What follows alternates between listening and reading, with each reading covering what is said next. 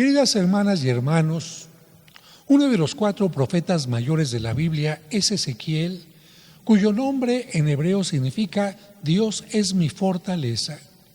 Ezequiel ejerció su ministerio entre los años 595 y 570 antes de Cristo, cuando el pueblo de Israel fue llevado cautivo a Babilonia después de que fue destruida Jerusalén.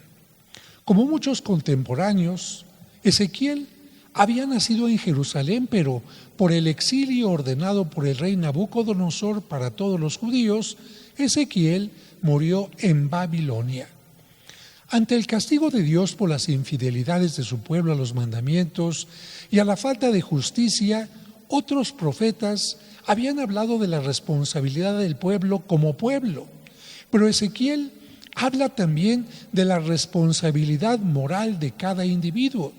Es decir, los profetas anteriores dijeron, todo el pueblo es causante del exilio, pero Ezequiel dice, pero no solamente en general, sino también cada una de las personas son importantes en esta actitud negativa que han tenido que los llevó al exilio.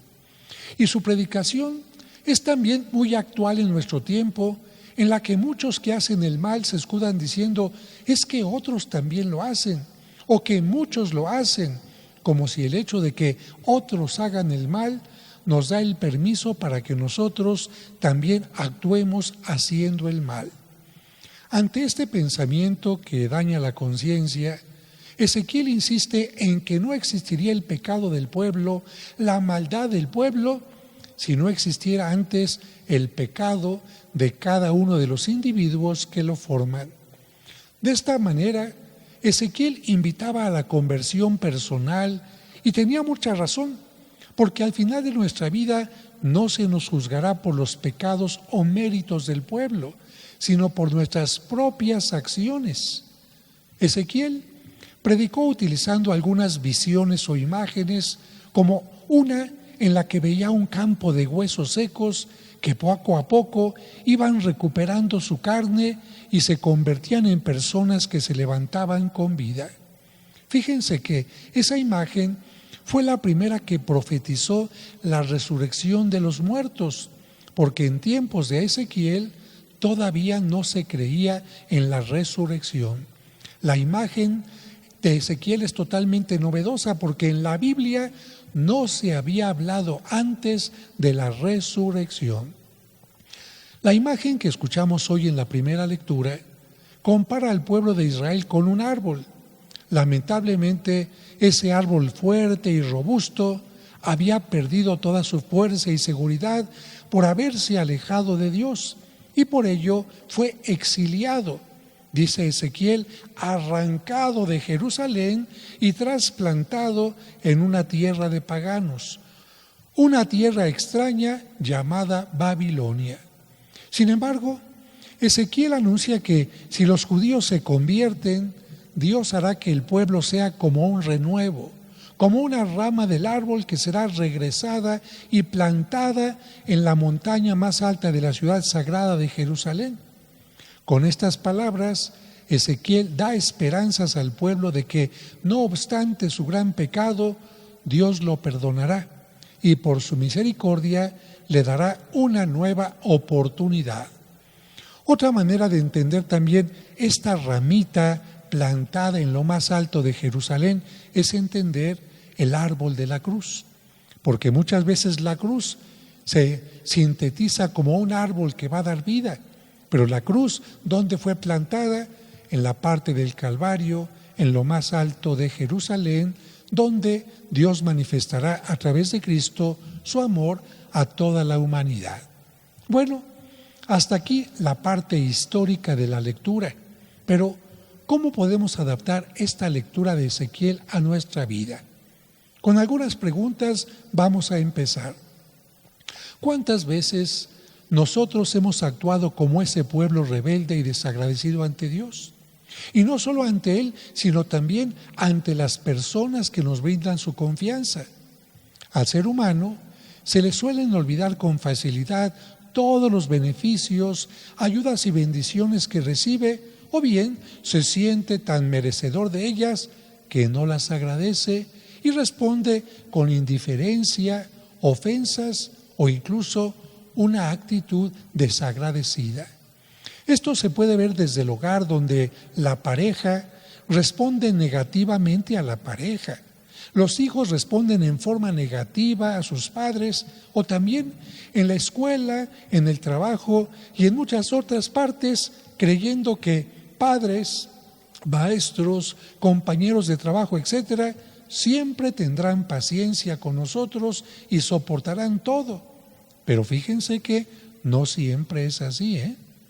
En muchas ocasiones, así como lo hizo Dios, la pareja, los padres, los maestros, los compañeros de trabajo y amigos se cansan de nuestra falta de respeto, de nuestra irresponsabilidad, de nuestra infidelidad, de nuestras ofensas y de falta de gratitud, y nos mandan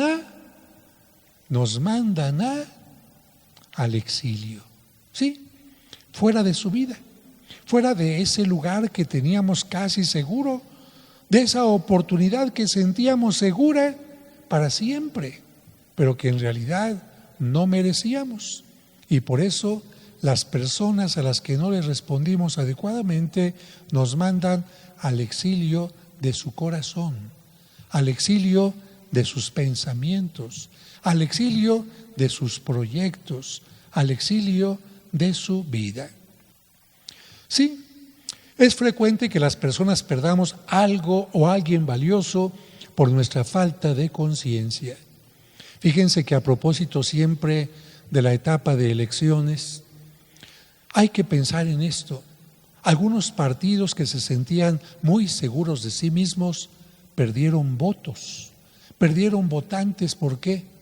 Porque les fallaron lamentablemente a los que les seguían. Y esto no solamente en México, sino en muchos países. Cuando la gente pierde la confianza, cuando la gente se da cuenta que la han defraudado, dice: yo ya no voto por esta persona, por este partido, por este equipo. ¿Por qué? Porque la ingratitud es lo peor que se puede tener.